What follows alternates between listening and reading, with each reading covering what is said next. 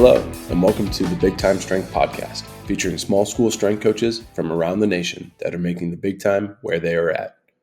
Before we get to the episode, we'd like to thank our sponsors that make this podcast possible. This episode is brought to you by Plyomat. The Plyomat is a multi-faceted jump testing mat that allows you to instantly receive ground contact times, jump height, and reactive strength measurements. One thing that is unique about the Plyomat is that it allows you to connect not just one, but multiple mats together for use in multi-hurdle hops and bounds, which not only gives it testing value, but also high value in training sessions with instant feedback on athlete reactivity. It is easy to use, accurate, and affordable. To check out the Plyomat and see what it can do for your training, head to plyomat.net. That's plyomat.net. This episode is also brought to you by Powerlift. Taking your athletic facility from concept to completion can be a challenge. It is Powerlift's goal to make the process as seamless as possible from start to finish. Their weight equipment is made from the toughest materials that can withstand excessive use from coaches and athletes for years to come. It's sought after for its unique design, customizable appearance, affordability, and superior warranty that training facilities deserve. Powerlift helps design weight rooms with the athlete in mind, and they pride themselves on their ability to outfit athletic facilities based on a team's unique goals. That's why high schools, universities, professional sports teams, and athletic performance facilities around the world have chosen Powerlift to help maximize their strength training goals. Call Powerlift today to be contacted with a rep in your area, and give us a follow on Facebook, Instagram, and Twitter to see for yourself why our clients are Powerlift proud. Finally, this episode is also brought to you by Vitruve. Vitruve is a velocity-based training system designed for colleges and high schools around the world. It is accurate, reliable, and affordable. The software is quick and easy to set up and use with a whole room of athletes simultaneously. Coaches have chosen Vitruve because it simplifies VBT and allows them to seamlessly integrate it on a daily basis. Check out Vitruve now for your school's free demo unit. Now, let's get to this week's episode. Hello, and welcome to another episode of the Big Time Strength Podcast. I'm thankful to have Dustin Elsbury on today. Dustin is another Iowa high school strength coach that's doing a great job, and I have been able to meet with him at a few different locations, a few different things, even on some Zoom calls, and just a really sharp dude. And I'm excited to learn more about what he's doing and how he's helping his student athletes. So maybe just to start out here, Dustin, give us like a short history of what you've done in the past, where you're at now, what it looks like for you, because I know you've got your hands on a lot of different things. You're running a lot of different things, and just kind of the day to day at your school. Yeah, for sure. Thanks for having me on here. I really appreciate it. I definitely listen to a lot of your guys' podcasts on Big Time Strength, and I'm always looking to learn and improve. So I enjoy listening to all the Big Time Strength podcasts and everything that you do for the state of Iowa. Preston, I just appreciate you continuing to grow our field as we move forward. But kind of my background and where I've been. I grew up in Northern Illinois area, went to Byron High School in Byron, Illinois, and played multi-sports growing up: football, wrestling, baseball. Grew up under two parents that were teachers and coaches my entire life. So I pretty much grew up on a field or in a gym my entire life. So I was always kind of involved in whether it be sports, the weight room, growing up. And so I ended up, my parents both went to Co, but I decided to go to Co as well. I didn't want to go there at first because my parents went there, but I loved when I took my visit there, loved what I saw. Coach Staker, who's still there, I actually had his dad, who was my head coach when I went and played football there. And I actually went to Co for athletic training and strength and conditioning. So I double majored in athletic training and strength and conditioning, and graduated from Co and ended up working as an athletic trainer for like a year and a half, actually in Marengo, Iowa, it's now called like Compass Memorial Healthcare in Iowa. And so I worked as an athletic trainer during the school day or during the day at the hospital, kind of as like a rehab tech, and then reached out to English Valley's high school and covered their athletics and sports in the afternoons. Really enjoyed that, but just the coach in me and wanting to be more involved made me want to go back and at least maybe do some soul searching a little bit as far as, do I want to go into strength and conditioning? Do I want to go into teaching? what do I want to do with my life? I really enjoyed the rehab side of athletic training, but I didn't so much enjoy just like sitting and watching the practices, sitting and watching the games. I got a little, at least personally, I got a little bored of that. So I got out of athletic training and ended up kind of doing a couple different experiences in between there before I went back to get my teaching. I did a GA position at so I went back to my alma mater, coached football for 2 years there. And during the same time, actually that's when I got my teaching degree online through Grand Canyon University. And then also during that span, I did an internship with the University of Iowa and their football strength and conditioning program. So I got hooked up with that through my college strength coach, Matt Walter, who shout out to Coach Walter. He's been an awesome mentor for me growing up, and he kind of got me connected at Iowa. And I did that under Coach Doyle and his staff at Iowa. Learned a ton there. But the whole time I was interning there, I was kind of, do I want to pursue this college level strength or do I want to go to high school? And kind of my whole vision in the beginning was, I wanted to go high school level. And so at least at the college level, even when you're interning there, you find out real quick that you live at that facility. You're, either early mornings, late at night, which I feel like sometimes I'm doing the same thing here at the high school level, even too. But I just liked the idea of being able to have an impact on the high school kids and being able to develop them for the next step in their life, which would be college and further. And I think maybe part of it too is my dad was a high school teacher and coach too, so maybe that had something to do with it. But so um, after I after I did that internship and then got my teaching licensure, my wife now works at the university, and so I was just kind of keeping an eye open for jobs around, Iowa City, North Liberty, Cedar Rapids, even area, and a job opened up at Regina High School in Iowa City, and so I applied. As close to where we live in North Liberty, and ended up getting the job there as just a normal, pretty much general PE teacher. And so I took the job there as a PE teacher. And my first year was Marv Cook's last year at Regina, who is a legend around here at Regina. And Marv was willing to take me on his staff, even though his staff was probably full at the time, because Regina didn't really hire me as a coach or anything. So Marv took me on as a football coach, and I just started kind of slowly getting involved with the athletic programs at Regina. I helped assist wrestling as well. Did that for a couple years, and then the opportunity came available to take over the strength and speed program last summer. And so I am officially kind of 1 year under my belt here at Regina, running their strength and speed stuff here. And it kind of came full circle because that's like kind of was my ultimate goal, was be a PE teacher where I can also teach strength and conditioning and get like a performance PE started. And so when I first came to Regina with the PE program, it was, they were living in the 80s. It was, roll the ball out style, not a whole lot of technology involved. Very, very old school as far as PE goes. And so I tried to just get the PE program in general caught up to speed with the 21st century, giving students a little bit more choice on the type of PE that they can take. And so this past year was actually the first year we were able to provide students with two options, where they would take a sports and wellness PE, or they can take a performance PE, which is very similar to what you have over there at Mount Vernon. And I was very lucky to have that when I was in high school back in, I graduated 2011, aging myself a little bit, but not hopefully too much. So my dad actually got that started back in Byron. So like I've already been a part of a program that had it and seen what it can do for the whole school, not just the athletic programs. And so I was super excited to get that started here this year. And we are now 1 full year training at Regina. And this is where I'm at. I actually just took over the football program as well. So I'm now head football at Regina. This will be my first year this fall. And then I'll still help out with either wrestling or track. I'm going to drop one of them. Otherwise, my wife might get a little mad at me since I'll never be home. But yeah, that's kind of my story. It's a little bit long-winded, but I've been a lot of different places, met a lot of great people, and they've kind of set me up for success and where I'm at. That's awesome. I think the cool thing is having the backgrounds that you have. So you have the background of the athletic trainer, obviously both of your parents being educators, your dad starting a strength and speed program, being a coach.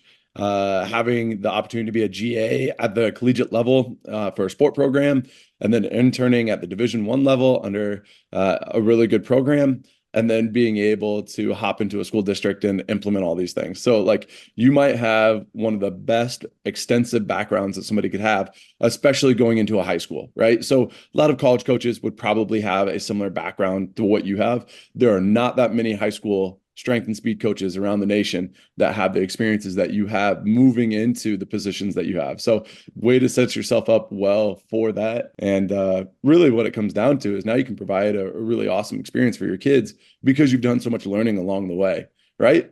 Exactly. Yep. Exactly. Yep. That's sweet.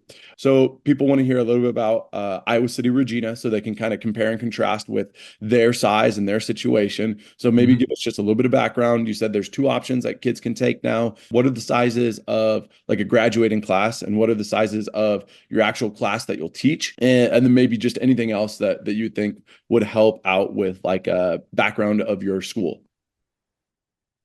Yeah. So we're a private school in Iowa City, a smaller size school. So they're like the senior class this year, there was probably only 55 kids in the class. But we're growing in size, definitely. I think they said our incoming seventh grade class was one of the largest to come through Regina. So we're getting bigger. I think our incoming freshman and eighth grade class was like 80 to 90 kids in a class.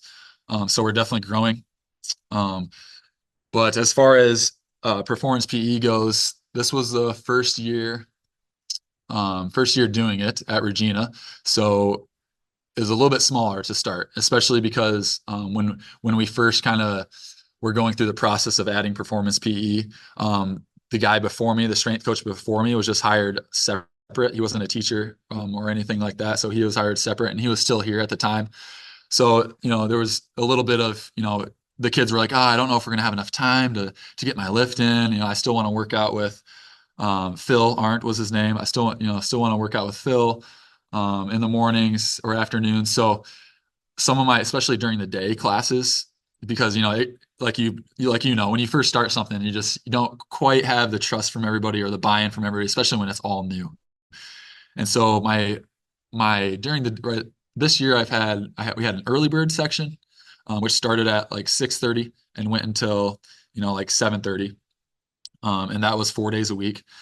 And then I had a first period, so we were able to get it where the kids could take it 4 days a week every week. So they took on A and B days. We had like a modified block schedule, and then we also had a fifth period. So early bird, first, and fifth. So we were able to have three sections in that first year. My early bird was full, which was awesome. It was about 30 kids, 30 to 35 kids in that class. But then my first period and fifth period were really small this year, and I'm hoping my vision is obviously in the future is to pack the rosters and hopefully have to add more sections of class because it's so full. So my first and fifth period were only probably my fifth period was like 10 to 12 kids, and my first period was only like eight, 6 to 8 or 6 to 10 kids. So really small, which was kind of nice for the kids because they got a little bit more individual attention and one-on-one interactions.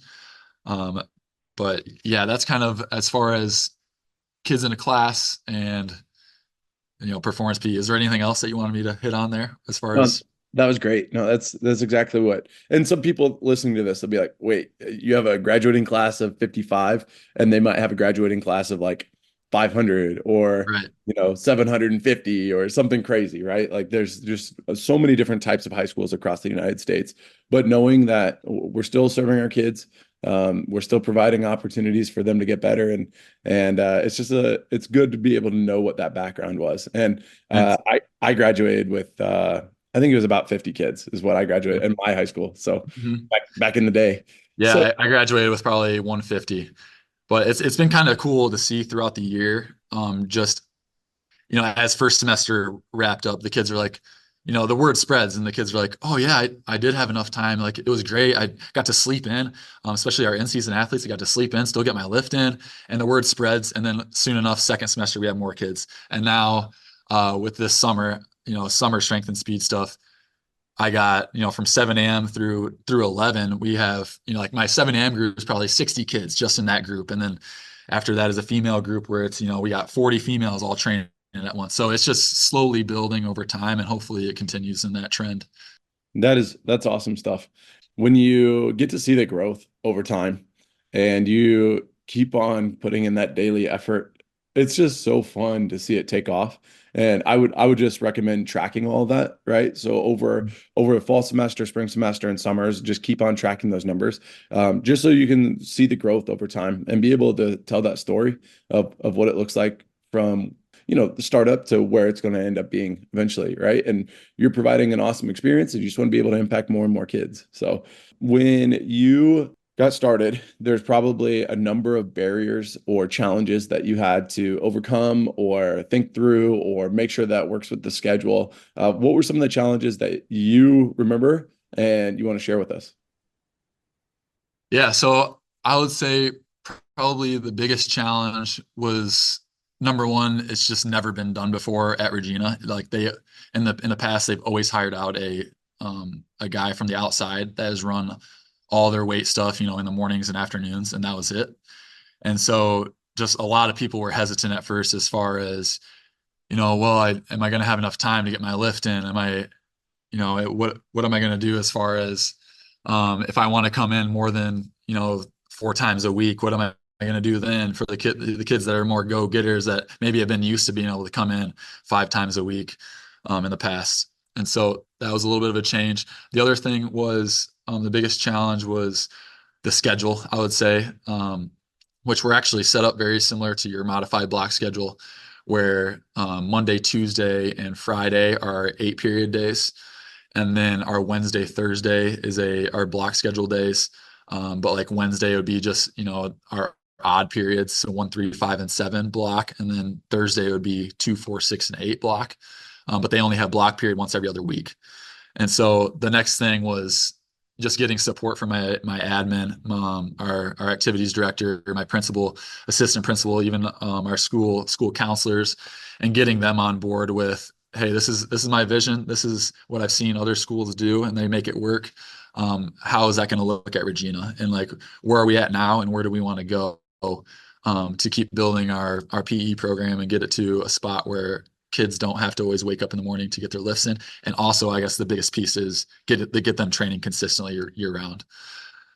So that was probably the biggest challenge, is just up front, all the planning, and how it's going to fit into our schedule. I was pretty lucky with our activities director, Taylor Hotek, does a really awesome job, and he was super supportive, and he was probably one of the lead runners in just pushing this through, because he also came from a couple other schools that had this going on at their schools. He was at Columbus Catholic and Beckman as well, and so he also knew like what it should be here at Regina and what it needs to take. And so that was huge for me, which took a lot of stress off my plate. Where maybe if I didn't have an admin in place that hasn't done this before, I would have had to do a lot more work on my end to just help them understand what it is. But I've had a ton of great support from really everybody, and I think that's been important with getting it rolling here. My principal, assistant principal, counselors have been super welcoming with, how do you want your schedule set up? Here's what it's going to look like. Here's what the numbers are going to look like. So I'm super thankful for that. There's a couple things I want to pull out of there. Yeah. First is year-round training is unbelievably important, and I think the best way to do it is within the school day, just scheduled. And you've heard me say that before. I think a lot of people on the podcast have heard me say that, but being in the school day is a huge game changer, at least in the Iowa setting, right? Then the other thing I want to pull out there is just the administrative support. When you have administrators that are behind you, they understand it and they want to drive it forward, it is just so much better to be able to get things implemented the way that you need to. So maybe you're a listener and you think, man, I am sitting in this position where my administrators don't get it. Okay, that's your first step. They have to understand before this ever will take off. As soon as they understand, then everything will start to fall into place. So those are really two big things I think that come out of what you said. The next thing that I think about with your situation is play football in college. You end up being a football GA, then you go and intern for the University of Iowa football team. Yep. So you're around a lot of males a lot of the time, and now you're a football coach at Regina, right? So you have a population that you really relate to. Let's just call it the way it is, that you're a Yep. football coach, and so your population of football players is probably really good. They're bought in, they understand all that type of stuff.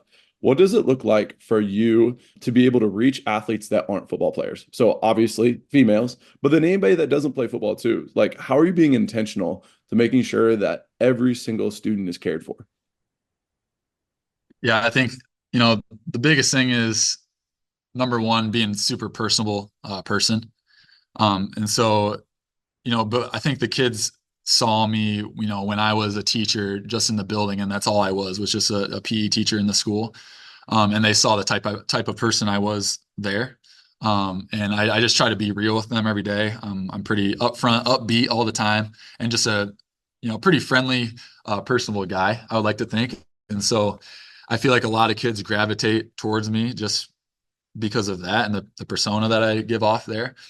But then the other thing too that I really like to do in the weight room is just, in that first week when I'm setting weight room expectations, how the rack should look, just a lot of routine things.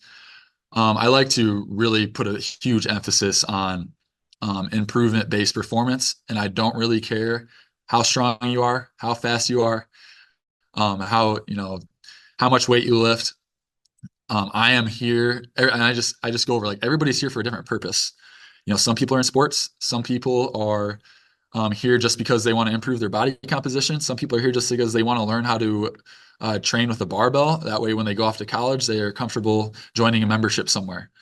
Um, and just the wide range of diversity of skill level and kids I have training at Regina is awesome. And I try to set that precedent right away. Like, we are doing improvement based performance lifting, and it doesn't really matter where you start. And I feel like it maybe was that way before. And so I think there was a little bit big culture shock. Like, it was very ego lifting before, I felt like, and it was very male dominant, and it could easily go that way too. Like you said, like, a lot of my experiences are in football. I played football. Um, but I also stress that it's not, life is not all about just your sport and football. And I try to explain that to my kids and just help them understand, like, and like you say it all the time, like, we're chasing lifetime wellness. We're always chasing lifetime wellness. And I think that's the most important thing for my kids to understand and feel comfortable coming into our environment. Like, when you come into our weight room, obviously during the day in performance PE, it's co-ed. We have people that are beginner lifters, advanced lifters, um, sports, not sports. And if it's just cool to see those kids that would maybe never interact in the school building, be interacting and lifting together and helping each other out in the weight room when you continue to build that and just build that welcoming environment. And it all starts with just accepting everyone, and just like pulling everybody up with you and just understanding, like, it's okay to not be great at something. You shouldn't be great at everything you do. Like, that's the point of everybody being in here, is you're trying to improve and get better. And over time, when you do that consistently, uh, you're going to see improvement. And so I think the kids have really, really bought into that. And like I said, our female numbers have went way up, which is really cool to see. And I also try to get not just myself in there, but I try to get interns that are helping out so that they can have some female role models in there too. So they can see, like, weight room's not all about just, the football guys. Like, I've had several female athletes and female role models that have come into Regina and done internships with me, that where the girl athletes are like, wow, okay, like, she's in here, like, and she's working out and she's showing me how to do this movement, and it's okay, like, I can do that. And so then they just start buying into that process even more.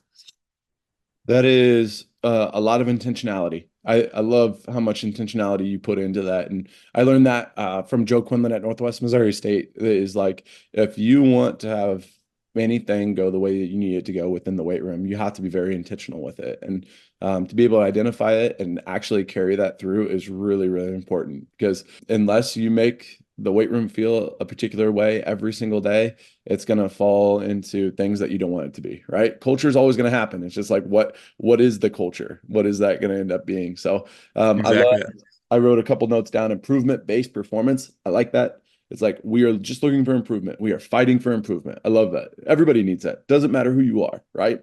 And everyone is there for a different reason. Everybody is across the board. Like it doesn't matter if you're male, female, out for sports, non-athlete, you're just a gen pop person, and you're just in there because you want to get better. Like doesn't matter. You walk in the door, we want you there to get better and like what you said, improvement-based performance, right? That's great stuff. Here's the other thing that I just want to make sure, everybody that's listening to this, I'm not bashing on football. Football has laid the groundwork for high school football has laid the groundwork for high school strength and conditioning to take place, right? My dad was a high school football coach, still is. I'm a high school football coach. I enjoy football. I don't want my student athletes to ever look at me as the football coach. I want them to always look at me as the strength and speed coach that's trying to help them get better for whatever they're pursuing. And Dustin, it just sounds like that's the way that you're trying to build a culture there. Yes, and that was honestly like one of, when I interviewed for the football position, that was one of their worries was, okay, you take this position, are you now all of a sudden going to put strength and speed on the back burner? I just tried to stress the importance, like, no, strength and speed is like my baby. That's like what I love to do. That's my priority. Trust me, like that is going to be on the forefront. And I think like Tony Holler always talks about it, but he says like, are you making practice fun, a fun environment to be at? Do kids want to be there? And so I try to always think about that too. Like, do kids want to come lift? Do they enjoy waking up in the morning and the afternoons whenever they come in? And do they truly look forward to being in the weight room because of the environment that we're creating in there? And then another thing I always talk about, and as cliche as it sounds, but like, are you an inside out coach or are you an outside in coach? And so I always talk about that too with even my assistant coaches. Like, you have to get to the heart first of whatever person it is. So, and that's what inside out coaching is like, you're going to get to know that person. You're going to know their heart. And then once you have their heart, then you can truly start to impact them and start to teach them things in the weight room. And Yeah, so I'm always thinking about that too, is inside out coaching. Am I being an inside out coach today, or am I just going through the motions? that's great. Maybe there's overlap here, maybe not. Just throwing it out there. So Joe Ehrman that wrote that book, Inside Out Coaching, Yeah. son played at the Yep. University of Iowa. Was he there when you were interning? His son? He was not. No. Okay. No, So but I I think must it have might just have been missed him. right before you got there then, or somewhere around that time. So I was just checking in. But But I Inside Out did read it. I Coaching, did read Joe Ehrman's book. So yes, he's got another book that's really good, a little bit shorter, but the Inside Out Coaching, so good. That was with a three-dimensional coaching class that I took in yeah. college that we read that with, and it was awesome. Man, there And was you one other probably thing. know, probably know you probably know Aaron Riesland. Yeah, so He's a Mount there Vernon you guy. go. So like Aaron was our FCA guy at Co when I was there, and so he was always big on three-dimensional coaching and that as well. So I bet that's where the overlap is for sure. That's great. So I saw Aaron a couple nights ago and he actually brought you up. So I'll talk to you about Nice. that later, but it was all good things and he says that you're killing it and you've got the heart posture to be a leader for kids. So I love that, man. So a lot of listeners when they listen to these shows, they hear about like making the big time where you're at, right? But sometimes we want to make sure that we get into the weeds of like the X's and O's. And it sounds like that you've got a system that you're running. You know how you're going to implement it within the 4 days that you have. You even roll into summer where you're going Monday through Thursday, right? Is it still Yep. kind of a 4 day type of look? Yep. Yep. Could you take us through your program, what it looks like?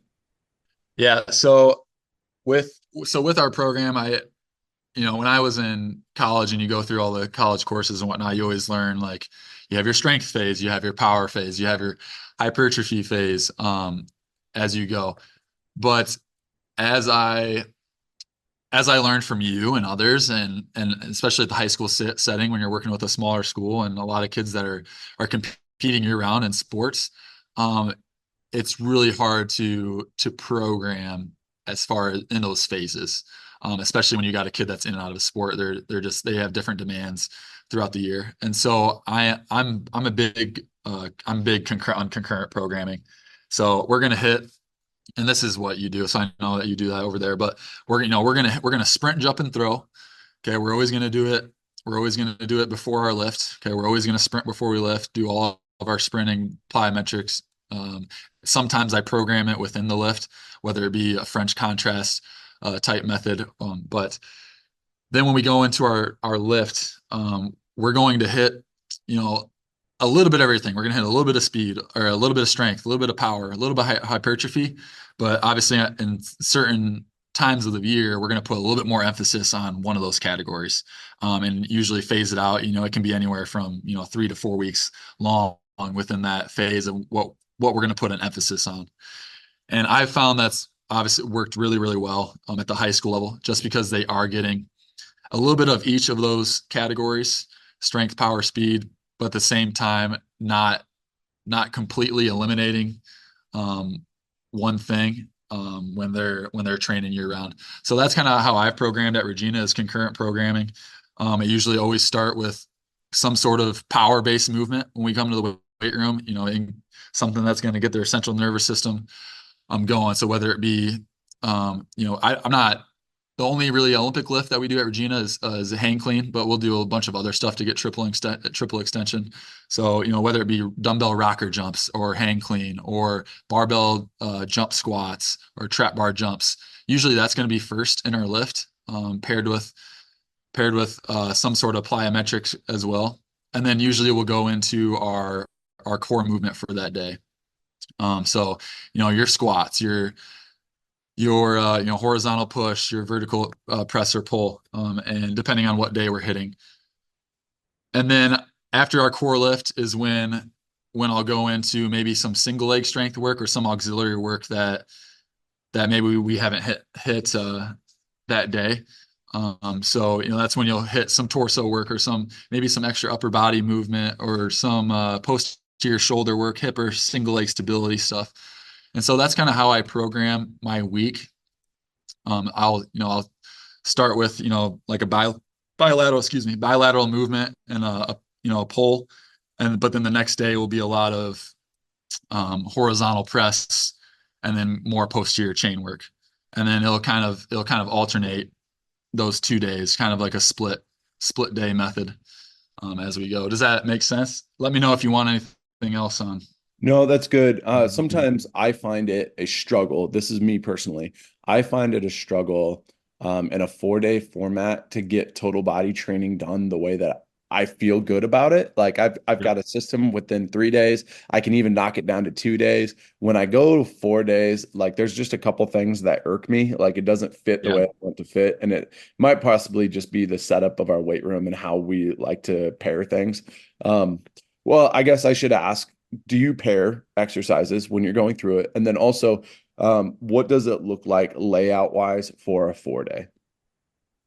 Yep. So I usually always pair exercises, especially if I'm dealing with a bigger group.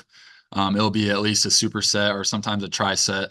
That way, if they have a bigger group, because we only have, I guess it's not the worst thing, but we have 12 racks at our weight room. But like, this morning group, when you got 60 plus kids in there, you either have to start them on different parts of the workout card so that way it flows a little bit better. I also have to be a little bit smart with, hey, this A grouping is gonna be a barbell movement, but then the next one's a dumbbell movement. That way, not everybody's waiting for dumbbells or something like that. So I got to get a little bit creative and find as far as how I program.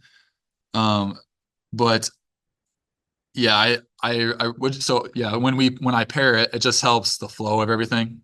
And then also I just feel like it helps with the rest time between their core lift and maybe, so say they got trap bar deadlift, but then they're going to, in between their trap bar deadlift, they're going to go over and hit a plyometric. So like I call it a plyo push off, where they're kind of exploding with one leg off the top of the box. It kind of, they're still getting that jump training, but it also gives them that built-in rest time between their next set of trap bar deadlift as well. But then what was the other question you asked about the flow of the 4-day? Well, yeah, just the idea of like how you get everything to fit in. So do you have a certain format that you'll use on day number 1 and then a certain format for day number 2? You did your format of what it looks like for a day. Yep. What are, from day 1 to day 2, are there very many changes? Are you hitting more posterior chain on one day as opposed to another, or are you going to hit posterior chain every single day? Yeah, no, that's okay. Yeah, I get what you're saying there. Yeah. So that's when it gets tricky. Yeah. Cause I definitely don't want to, especially like when we're sprinting, I try to use a little bit more of like the high-low method there. So like when we're going to sprint, I don't want to hit posterior chain obviously before I go sprint, just because of all the research that shows that, it can increase your risk for, increased hamstring strains and whatnot. So when I program, like day one is a little bit more it's bilateral vertical push. So we got like our squats. We have a little bit of more back, so a lot of rows or pull-ups, and then some auxiliary movements like a seated leg extension, and then biceps. So it's biceps back and then more quad dominant. But then Tuesday when we come back, that's when we're gonna hit more posterior chain. So just kind of the opposite side. So we're gonna hit a little bit more upper body movements, and then also hit our posterior chain. So we're gonna hit our RDLs, dumbbell or barbell RDLs, or band of good mornings, and then we're gonna pair it with, we do push jerks for our upper body explosive movement. And so they're starting with their push jerks. And then they have like dumbbell military press and bench press, but they're not doing a ton more quad dominant stuff, and they're not doing a ton more back row stuff on that day.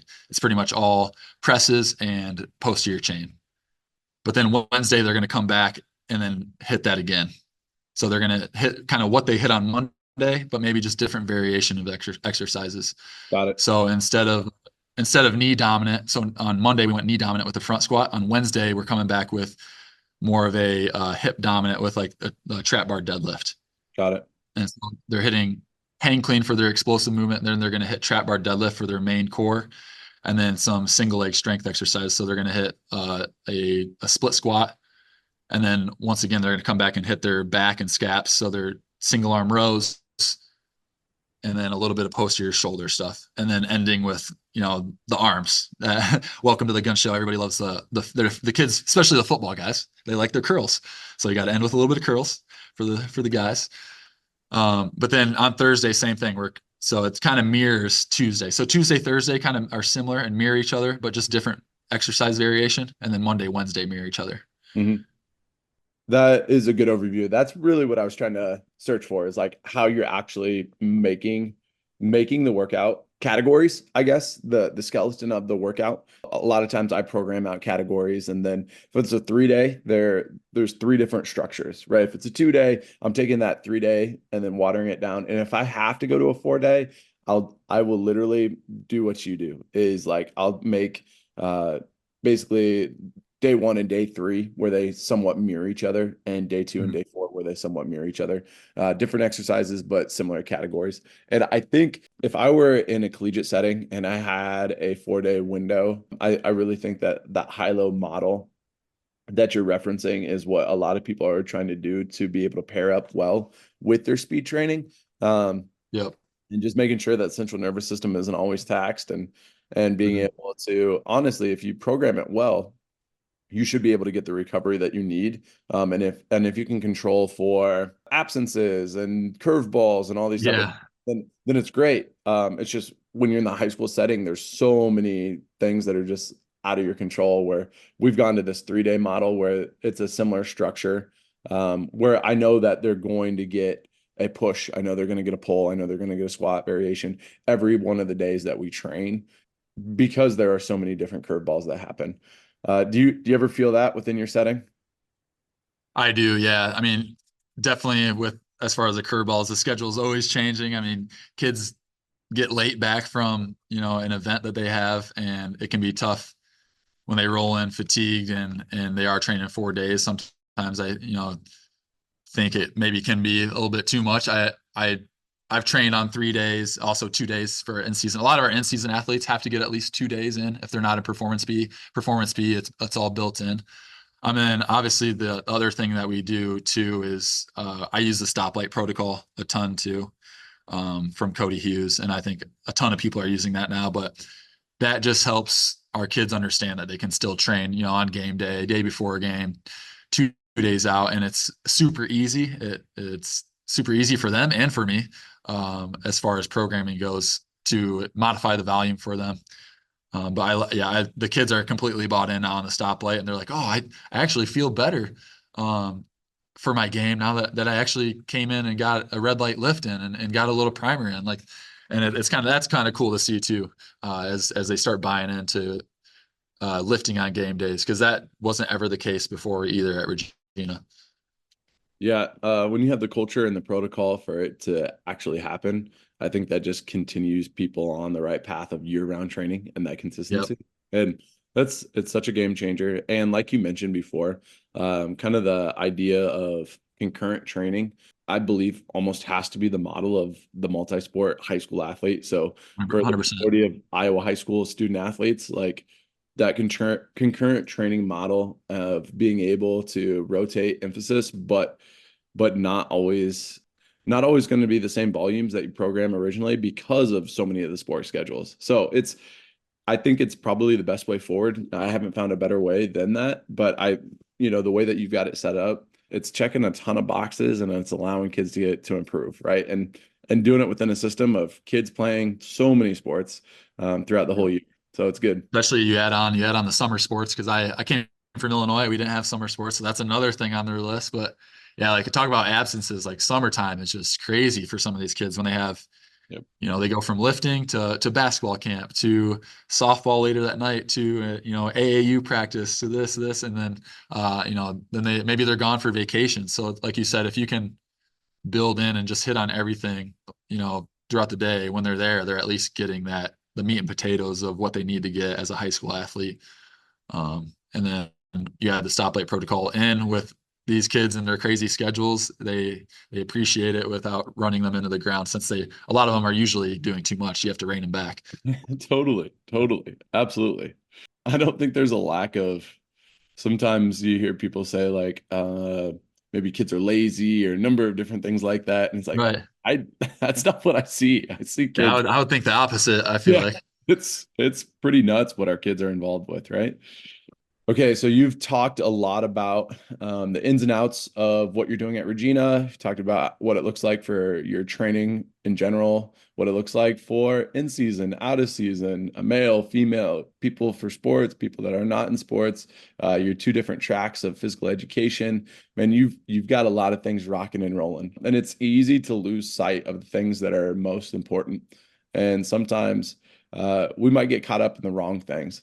What does it look like for you to continue to make the big time where you're at, to make sure that you're focused on the things that matter the most and how you can provide that big time experience for your student athletes? Yeah, I think the biggest thing for me, and Coach Doyle was big on this, but just being super attention to detail oriented as a coach, and trying to be the best in the country at player development or athlete development, and having that mindset every day as a coach. And if my kids see that I am very, very detailed in how I approach training, how I approach my setup of the weight room, of our drills, um, then they're going to be more bought in, because they see the effort that I've put in and how organized and efficient things are. Like kids know when you're not planned for something, or if you don't have something ready to go, and it's not a well-oiled machine, not running smooth. And so I would say that's the first big thing that I do is just being super detail oriented, and everything that I do. The other thing is I'm just super high energy.